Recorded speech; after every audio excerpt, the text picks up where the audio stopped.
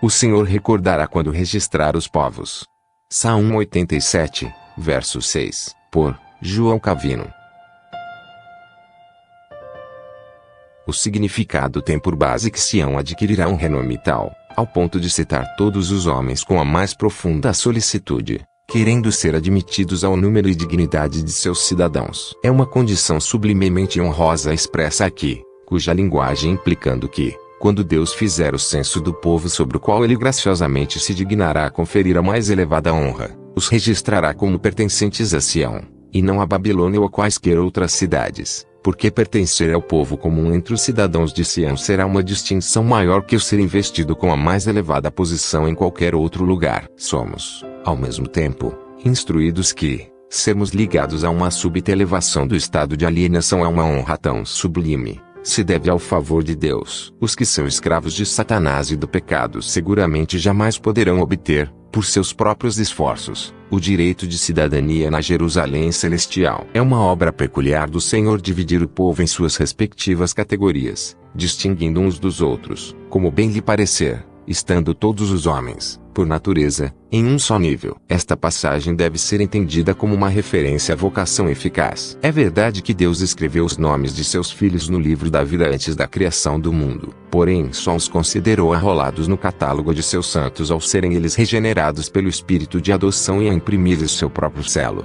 E os cantores, bem como os tocadores de instrumentos, estarão lá. Todas minhas fontes estarão em ti. O significado deste versículo é obscuro, em parte devido à sua brevidade abrupta, e em parte devido à ambiguidade de uma palavra. A palavra nascentes, além de toda dúvida, deve ser aqui tomada no sentido metafórico. Os intérpretes, porém, não concordam quanto à explicação da metáfora. Há quem a entende como que o denotando esperanças, alguns, aflições, e outros, pensamentos. Admitido o estilo da linguagem, espontaneamente me subscreveria a opinião dos que a traduzem por melodias ou cânticos. Mas, como isso pode ser considerado sem apoio, pelo uso do termo hebraico, sinto-me mais inclinado a adotar, como sendo mais adequado ao tema em mãos, a opinião de que observando é a tradução própria, cuja raiz da palavra significa um olho. É como se o salmista dissesse: estarei sempre ansiosamente olhando, por assim dizer, com olhos fixos em ti. Inquiramos,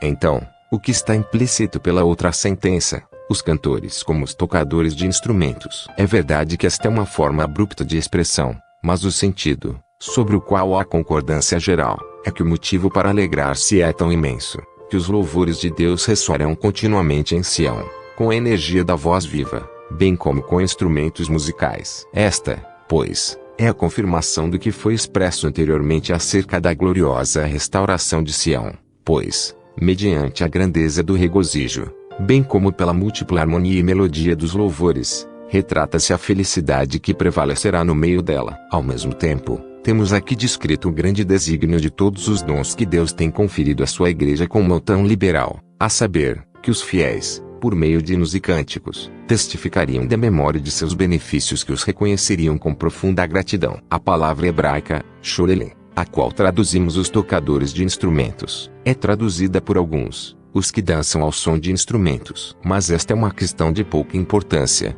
sendo bastante considerar o significado. Em suma, como isto, que haverá na igreja um concerto contínuo de louvores a Deus, em cujo seio ele desvende os tesouros de sua graça, e que os fiéis serão ouvidos cantando sucessiva e responsivamente. Além do mais, o profeta mostra seu singular amor pela igreja e o singular desvelo e zelo que ele exercia sobre ela, encorajando e incitando, por meio de seu exemplo, todos os santos a cultivarem e manifestarem o mesmo zelo.